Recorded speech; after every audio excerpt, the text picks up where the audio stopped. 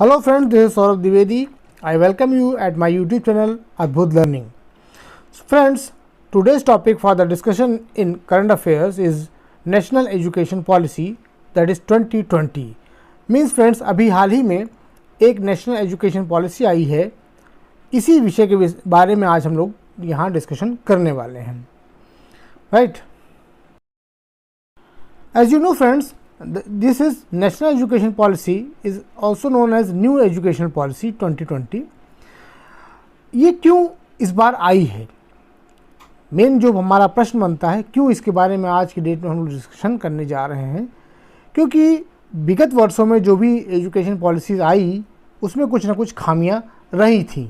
मे भी जो भी कमियां थी या खामियां जिसे हम लोग कह रहे हैं, ये कई प्रकार की हो सकती हैं. क्योंकि जब भी पॉलिसी हमारी 1968 में हो या 86 में हो या 92 में आई है, so the aim which we have want to achieve for our future was not achieved yet.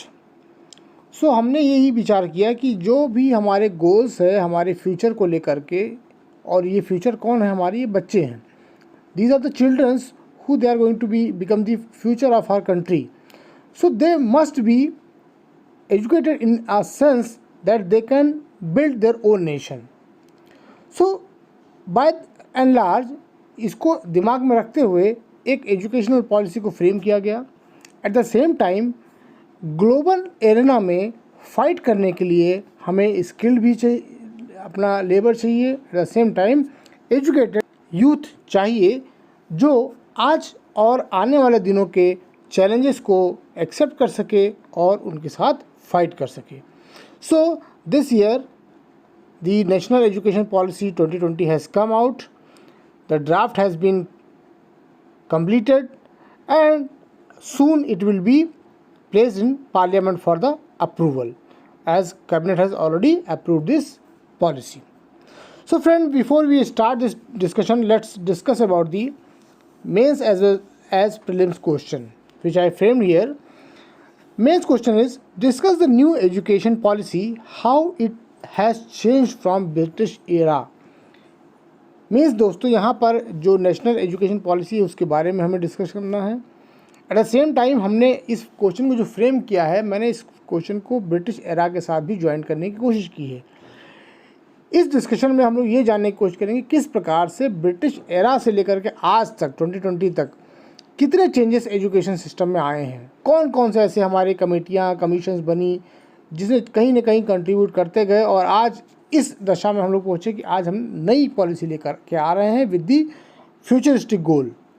तो इस क्वेश्चन को हमें 250 वर्ड्स में डिस्कस करना है, जिसको हम लोग after the discussion of this entire lecture we will be able to give the answers. Right, the next is prelims question. The prelim question is, the National Education Policy has extended Right to Education Act 2019 by including the children of age group from 16 to 14 too. Means friend, अभी क्या हुआ है, जो national education policy आई है उसने क्या किया है, राइट टू एजुकेशन एक्ट को एक्सटेंड किया है जो 2009 का था. अब इसने क्या किया है, अभी हाल ही में कुछ बच्चों को, जो कि पहले 6 से 14 साल के बच्चों को एजुकेशन देने के लिए प्रिपेयर समझता था या उनको इंक्लूड करने की कोशिश करता था, बट इस एज ग्रुप को अभी क्या किया गया, इसको और एक्सटेंड किया गया है. ठीक है, या इसको जो भी कम किया गया है, जो भी चेंजेस किए गए हैं इसके अंदर, ये हमारे ऑप्शंस हैं 6 to 18, 3 to 18, 3 to 14, 6 to 14. तो out of the 4 option we have to give the answer. तो ये इसका भी डिस्कशन के बाद ही हम लोग इसका आंसर देने में सक्षम हो पाएंगे. So friends, let's start the National Education Policy. As you know, on 29 July 2020, the Cabinet has approved a new education policy which is formulated by Government of India to promote education. This includes both elementary education for rural and urban India. Means यहाँ दोस्तों, ये जो education policy आई है वो rural के साथ साथ urban India दोनों को कवर करती है. Means it is for entire India. Next thing, इसको कैबिनेट ने अप्रूव कर दिया है. HRD released a draft new education policy 2019. It will enhance essential learning, critical thinking and more holistic experiential. Discussion based and analysis based learning means जो इस बार के national education policy है, जो इसका एम या गोल है, ये क्या कहता है कि एक इसेंशियल लर्निंग की तरफ इसे बढ़ाना है, हमें क्रिटिकल थिंकिंग की तरफ अग्रसर करना है बच्चों को। इसके साथ साथ में एक होलिस्टिक एक्सपेरिमेंटल सिस्टम होना चाहिए एजुकेशन का, जिससे बच्चों का एक अच्छे तरीके से विकास हो सके। Very important thing is that discussion based and analysis based learning means जो भी अब एजुकेशन दी जाएगी वो प्रैक्टिकल बेस्ड होगी, जिसमें डिस्कशन शामिल होंगे, एनालिसिस शामिल होगी, जिससे क्या होगा, बच्चों का ओवरऑल एक डेवलपमेंट होगा। The next point is revision of the curriculum and the pedagogical structure from A 10+2 system. दोस्तों अभी तक क्या था, ये 10+2 सिस्टम जो हमारे एजुकेशन सिस्टम में चल रहा था, हम लोग 10th तक बोर्ड एग्ज़ाम होता था, फिर 10+2 यानी 12th एग्ज़ाम होता था, तो ये सिस्टम अभी तक हमारा फॉलो हो रहा था। But the system is going to be changed, that is 5+3+3+4 system. Means now this entire structure has been broken down in between 4 parts, that is 5 year, 3 year, then again 3 year, then 4 year system, designed in an effort to optimize learning for students based on cognitive development of children. This cognitive development of children will help the students to develop their own intellectual in a very smart way, so they can compete with the futuristic challenges in near future. Next is HRD. Ministry has renamed as ministry of education means अब ये शिक्षा मंत्रालय के रूप में ये मंत्रालय जाना जाएगा, ना कि HRD ह्यूमन रिसोर्स डेवलपमेंट मंत्रालय के रूप में जाना जाएगा। सो शिक्षा मंत्रालय के रूप में इसको अब हम लोग आज से जानेंगे। The committee headed by former ISRO chief Kasturi Rangan. ये जो कमेटी का जो चेयरमैन जिसको नियुक्त किया गया था वो थे कस्तूरी रंगन जी, जो कि इसरो के फॉर्मर चेयरमैन रह चुके हैं।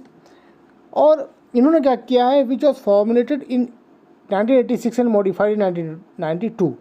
मीन्स जो ये जो चेंज किया गया है इस पैटर्न को 86 और 92 की जो एजुकेशन पॉलिसी आई थी उसके तहत ही इसमें पूरे के पूरे बदलाव नए रूप में किए गए हैं। The draft policy proposed 4 year undergraduate program, एक 4 साल का अंडर ग्रेजुएट प्रोग्राम भी प्रपोज किया गया है।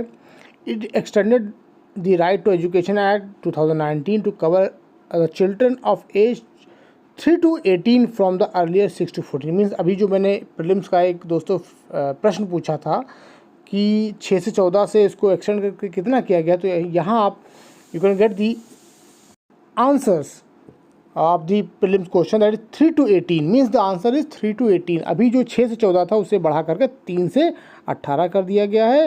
And the aim is to making India global knowledge super power, right. तो सुपर पावर बनाना है। So this new education policy will revamp the education system, building a globally viable and Indianizing education policy under the deep rooted Indian ethos. Means ये education policy क्या करने वाली है कि एक global viable Indianized education policy को तैयार करने वाला है, यानी कि एक आपको ग्लोबली कनेक्ट भी करेगा, eight the same time Indianisation जो है, जो इथोस होती है इंडियनाइज सिस्टम की, वो इसके अंदर इसका इनपुट रहने वाले हैं। Next is this education policy will give a major shift from academic to academic plus vocational. Means जो अभी तक का एक सिस्टम चला आ रहा था, एकेडमिक केवल एकेडमिक पे ही फोकस था, एकेडमिक सिस्टम यानी कि पढ़ाने पे ही फोकस था, बट अभी क्या होगा इस एजुकेशन पॉलिसी के तहत, this will include academic plus vocational. Means the children will be prepared for the skilling themselves. Means जो बच्चे अभी निकलने वाले हैं यहाँ से पास आउट होकर के, वो किसी भी स्टेज पे जा कर के वो अपने आप को वोकेशनली स्किल्ड पाएंगे, जिससे क्या होगा, they can get the jobs easily or they can create themselves the jobs easily. Next, there is a paradigm shift from decade-old education system to enabling a student to become an engaged, productive and contributing citizen for building an equitable, inclusive and plural society. Means जो पुराने pattern की educational system चल रही थी उसमें अब बच्चों को हम क्या करने वाले हैं, उनको ज़्यादा से ज़्यादा इंगेज करेंगे प्रैक्टिकल चीज़ों के साथ में, जिससे प्रोडक्टिविटी उनकी इंक्रीज़ हो सके। They can contributing themselves as a citizen for building an equitable, inclusive, plural society, जिससे एक अच्छी सोसाइटी का निर्माण हो सके, राइट। तो ये सारी चीज़ें हम लोग इस एजुकेशन पॉलिसी के अंदर लाने वाले हैं। The next is structural reform from existing 10+2 model to 5+3+3+4 design. Means as I already told you, जो अभी तक का सिस्टम था 10+2 वाला, उसको हम लोग चेंज कर रहे हैं और इसको ब्रेक करके 4 पार्ट में हमने इसको डिज़ाइन किया है। जो कि अब क्या होगा, पहली 5 साल की एजुकेशन, फिर 3 ईयर की एजुकेशन, फिर 3 ईयर की, देन 4 ईयर की एजुकेशन। इस तरीके का हमारा सिस्टम चलने वाला है। How it will work, the foundation stage that is 3 to 8 years. जो मैंने बताया था कि जो एज को बढ़ाया गया है, एक्सटेंड किया गया है, यानी अब पहले 6 से 14 था, अब क्या हो गया है 3 से 18। तो उसी 3 से 18 में जो पहला 3 to 8 ईयर का स्टेज है वो फाउंडेशन स्टेज कहलाएगा। और इसमें इसको 2 पार्ट में डिवाइड किया गया। 3 साल का जो व्यवस्था हो, 3 से 6 साल का, यानी कि 3 year in pre schools, and जो नेक्स्ट जो 2 ईयर की एजुकेशन है वो ग्रेड 1 and 2 कहलाएगी, यानी प्री स्कूल प्लस 1 and 2। तो this will include 5 year. It includes play activity based learning. यहाँ पर क्या होगा, एक play based activity based learning इस्तेमाल की जाएगी, जो इनकलकेट करेगी the behaviour, the personal and public hygiene, cleanliness, team work and cooperation learning exercises with an early childhood care and education, that is ECCE। Means यहाँ पर बच्चों को personal and public hygiene, cleanliness, team work में कैसे perform करना है, cooperation and learning exercise, ये सारी चीज़ें इसके अंदर सिखाई जाएंगी। The next is the preparatory stage. Means it will include the 8 to 11 year. जो 8 साल के बाद का बच्चा है वो 11 साल तक के बच्चे को प्रिपरेटरी स्टेज कहा जाएगा, जिसमें क्या होगा, transition from play based learning to more formal but interactive classroom behaviour या लर्निंग। मीन्स यहाँ अभी तक जो प्ले स्कूल या एक्टिविटी बेस्ड लर्निंग चल रही थी, उसमें अब हम लोग सुधार करते हुए और ज़्यादा चीज़ों को एक्स्ट्रा एक्सटेंड करने वाले हैं, जैसे कि interactive classroom learning and the formal education will be given. Focus क्या होगा हमारा, reading, writing, speaking, physical education, art, languages, science and mathematics, इन सब चीज़ों को इसके अंदर शामिल किया जाएगा। The next is middle stage 11 to 14। This 11 to 14 years in this education, the introduction of more abstract concept in subject like science, mathematics, art, social science and humanities will be given to them. ये क्या है, हमारी 6 से 8 तक की education होती है, उसी के अकॉर्डिंग, जिसमें हम science, mathematics, art, social science और ह्यूमैनिटीज़ के विषय को अध्ययन या स्टडी करेंगे। The next is and last is secondary stage, that is 14 to 18 year. This 14 to 18 year it consist 2 stages, first 9 to 10 and second stage is 11 to 12। Mean 9 से जो 12 अभी तक हम लोग एक साथ देखते थे, यानी 10+2 जिसे हमें कहते थे, यहाँ पर क्या किया गया है, इसको 4 पार्ट में डिवाइड किया गया है, 9 and 10th, the second stage is 11th and 12th. A multidisciplinary study with greater depth, greater critical thinking, greater attention to life aspirations and greater flexibility and student choice। यानी यहाँ पर सारी की सारी एजुकेशन की जो सिस्टम है वो स्टूडेंट के चॉइस पर, उसको greater depth, critical thinking, greater attention और लाइफ एस्पिरेशंस के साथ जोड़ने के लिए बनाई गई है। This new education policy 2020 will put focus on students' mother tongue as the medium of instruction। यहाँ पर क्या होने वाला है, मदर टंग को इनिशियल डेज में मीडियम ऑफ इंस्ट्रक्शन के रूप में रखा जाएगा। No language would be impose on any one followed by both public and private school. यहाँ पर किसी भी लैंग्वेज को इम्पोज नहीं किया जाएगा, जिससे कि क्या हो, बच्चा अपने अकॉर्डिंग बच्चे को एजुकेशन मिल सके। ये दोनों व्यवस्थाएं जो हैं पब्लिक एंड प्राइवेट स्कूल में लागू होंगी। Next is higher education commission of India will be set up as an umbrella body for the entire higher education excluding medical and legal education. That is means यहाँ पर क्या होगा, एक higher education commission का formation होगा, जो कि medical and legal education को छोड़ करके बनेगा। जो यहाँ पर क्या होगा, there will be no such kind of UGC, AICT और NCT, जो अभी तक की संस्थाएं चल रही थी UGC टाइप की, वो अब इसकी व्यवस्था ख़त्म कर दी जाएगी, right. Next is no rigid separation between arts and science, between curriculum and non-curricular activities, curricular and non-extracurricular activities, between vocational and academic streams. Vocational education will start from 6th grade including internship. So friends, अभी क्या होगा कि जो separation है arts and science के बीच में, इसको ख़त्म करने की कोशिश की गई है।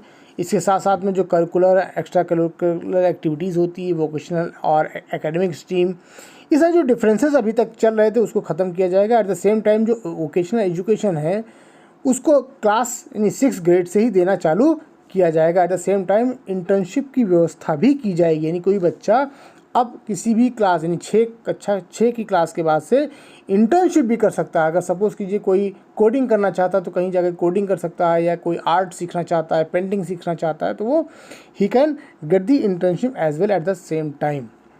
The next is undergraduate degree will be of either 3 और 4 ईयर ड्यूरेशन, यानी जो अंडर ग्रेजुएट डिग्री होती है वो 3 से 4 साल की हो सकती है। मल्टीपल एग्जिट ऑप्शन, यानी हर एक पॉइंट पर आपको एग्जिट ऑप्शन दिया गया है। अगर 1 साल करके छोड़ देते हैं तो सर्टिफिकेट कोर्स मिलेगा, अगर 2 साल करके छोड़ते हैं तो डिप्लोमा कोर्स मिल जाएगा आपको, अगर आप 3 साल कर लेते हैं तो पूरी बैचलर डिग्री आपको दे दी जाएगी। ये है पूरी की पूरी व्यवस्था है जो कि यहाँ पर लागू होने वाली है। At the same time there is establishment of academic bank of credit. ये क्या करेगा, एक बैंक ऑफ क्रेडिट एकेडमिक बनाएगा, जिसके तहत क्या होगा कि अगर मान लीजिए आप कोई एजुकेशन ले रहे हैं और बीच में आपको ड्रॉप करना पड़ जा रहा है तो इसको आप कैरी ऑन कर पाएंगे। आपका जो क्रेडिट किसी भी सेमेस्टर का या साल का रहा है उसको स्टोर कर लिया जाएगा। जैसे आप सपोज़ कीजिए कोई बैंक में आपको पैसा रहता है और आप नहीं इसको यूज़ कर रहे हैं, बट आपका पैसा उसमें रिमेन पड़ा रहता है। जब आप चाहते हैं कि उसको मैं यूज़ करूं या मैं इसको प्लस में माइनस करूं, जो जैसा भी आप चेंज करना चाहते हैं, सिमिलरली क्या होगा, आपका एक एकेडमिक बैंक बन जाएगा जहां पर आपकी ये डिग्रीज़ जो भी आप उसको आप परसू कर रहे हैं, किसी भी डिग्री को या किसी भी एजुकेशनल सिस्टम को, उसको आप कैरी ऑन भविष्य में कर पाएंगे। तो ऐसी एक व्यवस्था है एकेडमिक बैंक ऑफ क्रेडिट के रूप में, जो डिजिटली स्टोर करेगा एकेडमिक अर्न यानी एकेडमिक आपके रिकॉर्ड्स को, और जब भी टाइम आएगा आप उसको यूज़ कर पाएंगे और अपने डिग्रीज़ को, अपने एजुकेशन को आप कैरी ऑन कर ले जाएंगे, जो आपको मदद करने वाला है भविष्य में, राइट।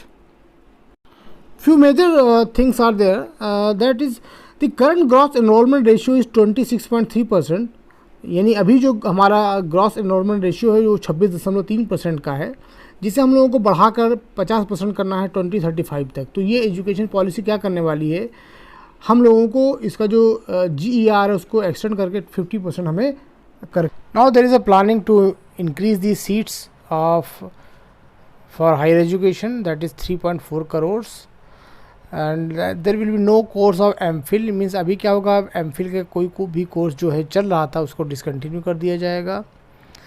मैंने आपको बताया ही कि 3.5 करोड़ से अधिक की सीटें ऐड करनी है।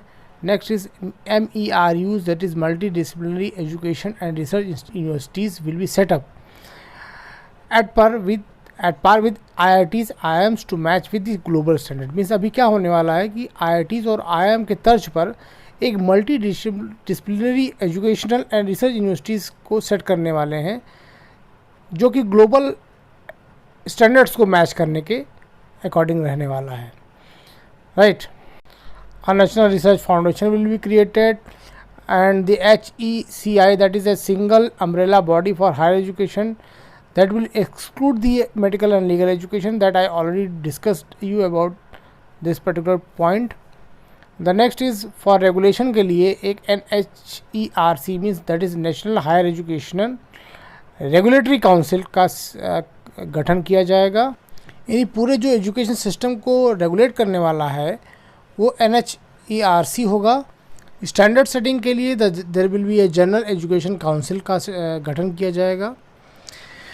HEGC, that is Higher Education Grant Council, will be created for the funding, यानी फंडिंग जो हमें चाहिए होगी उसके लिए एक अलग से हायर एजुकेशनल ग्रांट काउंसिल का गठन किया जाएगा।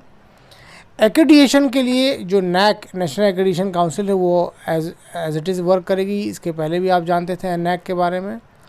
And the affiliation of colleges is to be phased out in 15, यानी 15 साल के अंदर क्या किया जाएगा, जो एफिलिएशन दिया जाता था कॉलेजेस को वो फेज आउट इसमें किया जाएगा। तो ये सारी की सारी एक व्यवस्था है जो इस पूरे नेशनल एजुकेशन पॉलिसी के अंदर दी गई है. There are also new ideas are there. They just like for free exchange of ideas, there is a National Educational Technology Forum. Means एक NETF का क्रिएशन किया जाएगा जो फ्री आइडियाज़ के एक्सचेंज के लिए बनाया गया है. Now there will be enhanced use of technology to enhance learning, assessment, planning and admissions.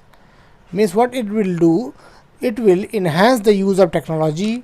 Technology की ज़्यादा से ज़्यादा यूज़ करेगा, जैसे कि आज की डेट में आप ई-लर्निंग देख रहे हैं, एप्लीकेशंस का डेवलपमेंट देख रहे हैं, ऑनलाइन एजुकेशन देने की जो कोशिश की जा रही है, ये सब चीज़ें हम लोग देखने वाले हैं.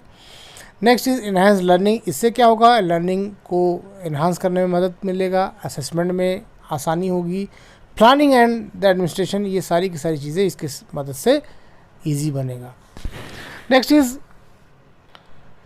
इज़ स्टूडेंट्स के असेसमेंट के लिए परख जैसी एक व्यवस्था का डेवलपमेंट किया जाएगा जो कि स्टूडेंट्स का असेसमेंट करेगी. Right.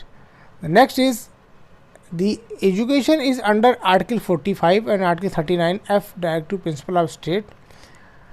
It is under the part 4. यानी जो एजुकेशन के विषय में जो ये जानकारियाँ मिलती हैं या जो भी हम लोग ड्राफ्ट कर रहे हैं या रूल्स एंड रेगुलेशन का डेवलपमेंट कर रहे हैं, ये सारा का सारा हमें कॉन्स्टिट्यूशन ऑफ इंडिया से मिलता है. Already it is given in the Constitution of India under the chapter 4, that is part 4 is development directive principles of state policy. Means ये राज्य के नीति निर्देशक तत्वों के अंतर्गत दिया गया है. इसके साथ में ही 42वां संविधान संशोधन that is 42nd Constitutional Amendment Act in 1976 has also the education has been done what he did. The education was shifted from state to the concurrent list because इसके पहले तक जो शिक्षा है उसे स्टेट लिस्ट में रखा गया था, जिससे ये राज्यों पर इसका पूरा अधिकार प्राप्त था इसे. बट इसको 76 में क्या किया गया, इसको उठा करके शिफ्ट करके कंकरेंट लिस्ट में डाल दिया गया, जिससे अब क्या होगा, सेंटर और स्टेट को दोनों को पावर मिल गई है. बट जहाँ पर सेंटर के पावर को प्रिवेल करता है. ठीक है, जो भी नियम अगर सेंटर बनाती है तो राज्य को उसको मानना पड़ जाता है, इसलिए क्या किया गया, इसको कंकरेंट लिस्ट में डाल दिया गया. नेक्स्ट इज़ जो 86वां संविधान संशोधन 2002 में हुआ था, उसने क्या किया है, संविधान में 21A आर्टिकल को ऐड किया और इसके साथ में क्या किया, इसे फंडामेंटल राइट के रूप में इसमें संविधान में जोड़ दिया गया. यानी अब शिक्षा क्या होगा, एक हमारा मूलभूत अधिकार या फंडामेंटल राइट बन चुका है, जहाँ पर 6 से 14 साल के बच्चों को शिक्षा देना अनिवार्य हो गया था. इसी को अब बढ़ाकर इसमें नई एजुकेशन पॉलिसी में क्या किया गया, 3 से 18 वर्ष की आयु कर दी गई है. It also mandate 25% reservation for disadvantage section of the society where disadvantage groups. यानी कि ये इसके साथ में क्या कर रहा है, 25% तक का रिजर्वेशन भी दे रहा है जो कि डिसएडवांटेज कंडीशन में रह रहे हैं. The next is foreign universities is set to be campuses. Means what will happen with this new education policy, जो नई फॉरेन कैंपसेस हैं या यूनिवर्सिटीज़ हैं वो भारत में अपने यूनिवर्सिटीज़ को यहाँ पर सेट कर सकती हैं. There is also gender inclusion fund and special education zone will be created for disadvantage region and groups. यानी जो ऐसे क्षेत्र हैं जो पिछड़े हुए हैं या ग्रुप ऐसा पिछड़ा हुआ है, उनके लिए जेंडर इंक्लूजन फंड और स्पेशल एजुकेशन जोन की एक प्रिपरेशन है उसको की जा रही है इसके अंतर्गत.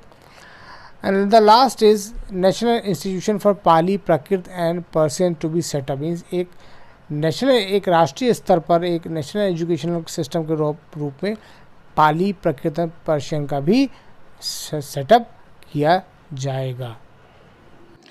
So friends, now we will discuss about the British era, how the education policies has brought by the Britishers during their reign in India.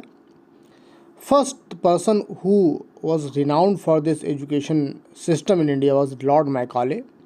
He became the education minister during the 1835. And what he thinks, as I show in the thumbnail, that is, our aim is to form a class of person persons Indian in blood and colors, but English in taste, in opinion, in morals and in intellect.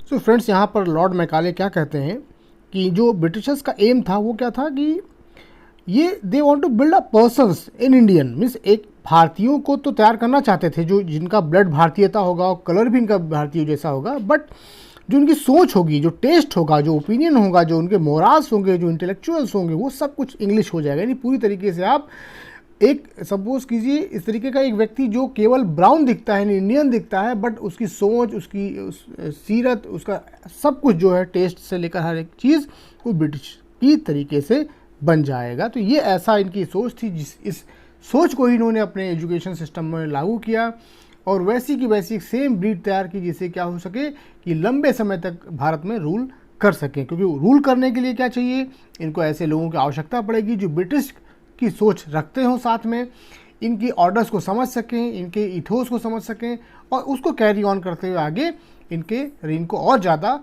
Healthy और मजबूत कर सकें। So he was the lord Macaulay. Now we will discuss about the education policy during British era. First, the Woods dispatch has come in 1854 में। एक woods dispatch जैसी एक scheme आई थी, एक पॉलिसी आई थी एजुकेशन को लेकर के, जो कि आई थी 19 जुलाई 1854 को। फ्रेंड्स, ये इंटायर डिस्कशन जो है काफ़ी लंबा डिस्कशन हो सकता है चूँकि ये मॉडर्न इंडिया का पार्ट है हिस्ट्री का, बट यहाँ पर मैं आपको कुछ छोटी छोटी बातों को कोट करते हुए आगे केवल चलता हूँ। तो वुड डिस्पैच था 1854 पे। उस समय इसको एक मैग्ना कार्टा ऑफ इंडिया कहा गया था, यानी जो एजुकेशन का मैग्ना कार्टा होता है इसको वुड डिस्पैच को कहा गया। इन्होंने उस समय कलकत्ता, मुंबई और मद्रास जैसे शहरों में क्या किया, यूनिवर्सिटीज़ की स्थापना की। तो ऐसी चीज़ें कुछ हुई। Next is Hunter commission 1852-1883। ये हंटर कमीशन आया था जिसमें जो प्राइमरी एजुकेशन होती है उसके डेवलपमेंट की बात की गई थी, साथ में जो लोकल लैंग्वेज होती है उसकी बात की गई थी। ये सारी चीज़ें इसके अंदर थी। Next is Rayleigh commission in 1902। The Rayleigh commission, this Rayleigh commission has come during the era of Lord Curzon, और उस समय शिमला सम्मेलन में ही यहीं पे यूनिवर्सिटी कमीशन बनाने की बात हुई थी, राइट। सो द सिमिलरली जो इस एक्ट की बातें थी उसको आगे आकर के यूनिवर्सिटी एक्ट के रूप में 1904 में एक एक्ट लेकर आया गया और जिससे क्या हुआ, एक विश्वविद्यालय अधिनियम का निर्माण किया गया। Next is government proposal of 1913। इस गवर्नमेंट प्रपोजल ऑफ 1913 में निःशुल्क जो प्राइमरी एजुकेशन होती है उसकी बात की गई थी कि now onward we will look for the जो विदाउट मनी प्राइमरी एजुकेशन होगी उसको हम देंगे। Next is Sadler commission which comes in 1917 to 1919। ये सैडलर कमीशन जब आया था तब उस समय माइकल सैडलर को इसके आयोग का अध्यक्ष नियुक्त किया गया और इन्होंने मेनली क्या किया था, कलकत्ता यूनिवर्सिटी का जो आयोग है उसके अकॉर्डिंग ही इस पे अपनी बातें रखी थी। इसमें और भी मेंबर थे जिसमें एक आशुतोष मुखर्जी और जियाउद्दीन अहमद भी जो मेंबर थे वो भारतीय मेंबर थे इस कमेटी में। Next is Hartog committee which comes in 1929। Hartog committee ने क्या किया था, जो एक शिक्षा सलाहकार बोर्ड के पुनर्गठन की बात इन्होंने की थी, यानी कि now we will be having a educational जो सलाहकार सलाह देंगे, एक ऐसा बोर्ड का गठन किया गया था 1929 में। उसके बाद वर्धा स्कीम जो है वो 1935 में आई, जब भारत सरकार का अधिनियम 1935 आया था। ड्यूरिंग दैट टाइम जब राष्ट्रीय सम्मेलन हुआ था कांग्रेस का, उसी समय में हरिजन में गांधी जी के कुछ सुझाव प्रकाशित किए गए थे जिसमें जाकिर हुसैन समिति के इसके अध्यक्ष हुए थे। तो यही वर्धा स्कीम थी। And last one is the Sargent plan in 1944। Last में हमारा सर्जेंट प्लान आया जो कि जिसमें राष्ट्रीय शिक्षा योजना, निःशुल्क से अनिवार्य शिक्षा, सीनियर स्कूल, देश में पुनर्निर्माण योजना, ये सारी चीज़ें थी जिसमें खरे समिति ने भी अपने 16 वर्ष इसको बढ़ा करके कर दिया गया था। ऐसे बहुत सारी चीज़ें थी जो इस प्लान के अंदर शामिल की गई थी। That was the Sargent plan. So this is the entire discussion regarding the British era to till the 1947 of the independence. तो इंडिपेंडेंस तक का ये सारा हमारा सिस्टम था जो हमने एजुकेशन सिस्टम में चेंजेस देखे हैं। चूँकि ये डिस्कशन बहुत लंबा हो सकता है क्योंकि इसके ऊपर अलग से लेक्चर लेने की हमें आवश्यकता पड़ेगी because it's a part of modern India as already I told you.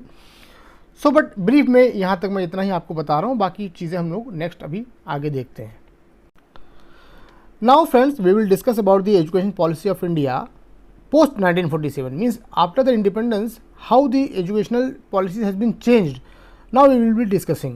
So first our education minister became the Maulana Abul Kalam Azad, and he strongly recommended that the central government should control over education and with a uniform educational system. यानी यहाँ पर इन्होंने central government को पूरी तरीके से education को control करने की बात कही, क्योंकि जो हमारा एजुकेशन था उसको हमारे कॉन्स्टिट्यूशन ऑफ इंडिया में स्टेट लिस्ट में रखा गया था, यानी राज्यों की एक लिस्ट होती है, उसके अंदर वो उन विषयों को रखा गया था। बट यहाँ पर मौलाना अबुल कलाम आज़ाद जी ने कहा कि no, we have to bring this topic into the concurrent list, so government should control the entire education system.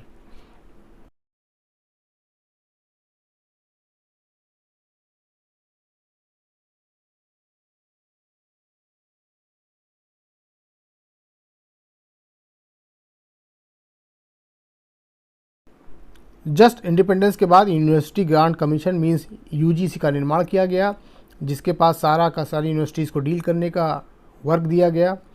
Next is the secondary education commission, जिसको 1952-53 के दौरान निर्मित किया गया। इस सेकेंडरी एजुकेशन कमीशन ने क्या किया कि सेकेंडरी एजुकेशन के ऊपर ध्यान दिया कि कैसे हम इसको एजुकेशन को स्प्रेड कर सकते हैं नीचे लेवल तक के। The next is Kothari commission. The Kothari Commission, which was built in 1964 and given his recommendation in 66, he focuses on the modernization of Indian education system, and he is the main person who has recommended their proposals for the modernization. And next is the National Council of Education Research and Training, that is known as NCERT. The NCERT, as you are already aware, that is a book which you read in your curriculum. So that is NCERT was set up in 1961, so that we now these days we are acknowledging with the books in our curriculum activities. So friends, the changes which brought in national education policy in the form of first education policy, यानी पहली जो education policy जो बनी थी 1968 में, वो कब आई थी? एज आई टोल्ड यू 1968 में। वो कौन थे उसके कमीशन के अध्यक्ष? That is Kothari. So it is known as an Kothari commission. तो कोठारी कमीशन के द्वारा पहली एजुकेशन पॉलिसी को लॉन्च किया गया, और इस एजुकेशन पॉलिसी में इन्होंने मॉडर्नाइजेशन ऑफ एजुकेशन की बात की। इसके साथ में इन्होंने compulsory education for all children up to the age of 14, यानी 14 साल तक के बच्चों तक के लिए इन्होंने कंपल्सरी एजुकेशन के लिए अपनी बातें रखी अंडर कॉन्स्टिट्यूशन ऑफ इंडिया, और इसको एक कॉन्स्टिट्यूशनली फ्रेम करने की बात भी इन्होंने कही थी। 3 लैंग्वेज का फार्मूले को भी रखा गया, यानी जो आप सुनते होंगे 3 लैंग्वेज फार्मूला क्या होता है, ये इसी समय से आया था। It ask for the spending to increase up to 6% of the national income, यानी जो 6% ऑफ द जो GDP यानी इनकम नेशनल इनकम होती है उसके ऊपर, इसके ऊपर खर्च की बात भी इन्होंने रिकमेंड की थी। ये था हमारा first national education policy in 1968। The second education policy which comes in 1986 and it comes in during the Rajiv Gandhi era. इसमें क्या हुआ था, बहुत सारी डिस्पैरिटीज़ थी जो SC, ST एंड वोमेन के रूप में थी, उसमें इन्होंने इक्वलाइज करने की बात कही, यानी कि there will be equalization of education opportunities for SC, ST and women. इसके साथ में ही 1985 में इग्नू की शुरुआत हुई, जो कि आप Indira Gandhi national open university के रूप में जानते हैं। यहाँ पर एक इसी कमेटी को जो पॉलिसीज़ इन्होंने दी थी, इसी को रेकमेंड यानी रिव्यू करने के लिए एक रामामूर्ति रिव्यू कमेटी का गठन किया गया, and they reviewed the 1986 recommendation, यानी जो 1986 के रिकमेंडेशन थी सेकेंड एजुकेशन पॉलिसी की, इसको इन्होंने रिव्यू किया। Again they ask for the 6% of the GDP, यानी कि 6% इन्होंने भी क्या किया, रिकमेंड किया कि एटलीस्ट आपको 6% एजुकेशन पे खर्च करना होगा GDP का। The third is the education policy which comes इन 1992। 1992 में एक नई एजुकेशन पॉलिसी आई, जो कि PV सिंह नरसिम्हा राव उसमें प्रधानमंत्री थे, उनके ऋण में आया था। इस समय 3 एग्ज़ाम स्कीम की इसमें बात की गई थी, जो कि ऐसे हैं JEE, joint engineering entrance exam, AIEEE, all India entrance for engineering exam, state level engineering exams. So these were the institutions been framed for the engineering graduates. So ये इस प्रकार से हमारे 3 education policies government of India की तरफ से आई। But कहीं ना कहीं दोस्तों इसमें फ्लॉज रह गए, बहुत सारी कमियां रह गई जो हम अचीव करना चाहते थे अपने गोल्स को, कि हमारे जो बच्चे हैं वो बाहर निकल करके ग्लोबल एरेना में फ़ाइट कर सकें, कहीं ना कहीं स्किल्ड हो, जो नई नई टेक्नोलॉजी के साथ रिसर्च के साथ आ सकें। बस बट कहीं ना कहीं उसमें कुछ ना कुछ कमियां रह गई, जिसकी वजह से अभी 1920 में, जो मैंने पहले ही इसको डिस्कस कर चुका हूँ, एक नई एजुकेशन पॉलिसी आई और इस एजुकेशन पॉलिसी में बहुत सारे चेंजेस किए गए। जैसे कि मैंने आपको बताया है कि आप जो 10+2 का सिस्टम था उसको ब्रेक करके 4 पार्ट में डिवाइड किया गया, 5+3+3+4। इसके बाद में ग्रेजुएशन और under graduation and post graduation के लिए भी इसमें बातें रखी गई हैं। एमफिल जैसे प्रोग्राम को इसमें समाप्त किया गया है। UGC, AIEEE ऐसे बहुत सारे इंस्टीट्यूशंस को भी ख़त्म कर दिया गया है। यहाँ पर एक अलग से एक हायर एजुकेशन एंट्रेंस एग्ज़ाम की बात की गई है जो पूरे ऑल इंडिया लेवल पर एग्ज़ाम्स लेगा। ऐसी बहुत सारी चीज़ें हैं जो इसके अंदर बदली गई हैं। साथ में क्लास 6 के बाद से बच्चों को इंटर्नशिप के लिए भी इसमें कहीं ना कहीं फोकस रखी गई है, जिससे कि बच्चे क्या हों, अपने इंटरेस्ट के अकॉर्डिंग वो क्लास 6 के बाद से ही इसमें अपना रुझान लेकर के इंटर्नशिप भी कर सकते हैं। खास करके इस एजुकेशन पॉलिसी का जो एम है वो है वोकेशनल स्टडी पर, जिससे बच्चे क्या हो सके, बहुत सारे अपने वोकेशनल स्टडीज़ को ज्ञान के रूप में प्राप्त कर सकें। Eight the same time they can be skilled for the future and they can fight with the global competitiveness. So this was the entire discussion regarding the new educational or national educational policy of 2020. The draft which was framed in and given in 2019 and last 5 years से इसमें काम चल रहा था और इस प्रकार से इन्होंने अपनी पूरी की पूरी पॉलिसी को कैबिनेट के द्वारा अप्रूवल मिल गया है। तो दोस्तों जो हमारा प्रश्न था, न्यू एजुकेशन पॉलिसी या नेशनल एजुकेशन पॉलिसी क्या है, इसके बारे में हम लिख सकते हैं। अब इसके साथ में ब्रिटिश एरा के बारे में हमने ये भी देखा कि किस प्रकार से चार्ल्स वुड, हेक्टर मुनरो, इन्हीं इस तरीके से जो जो बीच बीच में university grant commission, Hunter commission, Raleigh commission, ये सारी चीज़ें थी, वर्धा स्कीम तक और सर्जेंट प्लान तक के जो जो चेंजेस हुए हैं, ये सारी चीज़ें हमने यहाँ डिस्कस की है। And while writing the answers we have to quote all these commissions, committees and the government plans. So now we will be able to give the answer. Next was the prelims question, and there I already given you the answer. That is the 3 to 18 year mean जो पहले 6 से 14 साल के बच्चों तक ही केवल education देने की बात हुई थी, अब क्या है इसको 3 से 18 साल कर दिया गया है, जिससे क्या हो छोटे बच्चों को उसी समय से क्या हो जो प्री एजुकेशन होती है, एक्टिविटी बेस्ड एजुकेशन होती है, उसको दिया जाए और साथ में 18 ईयर तक का पूरा एक फ्रेमवर्क तैयार किया जाए। तो दोस्तों इस प्रकार से हमारा यहाँ पे ये डिस्कशन पूरा कंप्लीट होता है। आप मेरे साथ बने रहिए, मेरे चैनल को लाइक, सब्सक्राइब एंड शेयर करना ना भूलें। Thank you very much.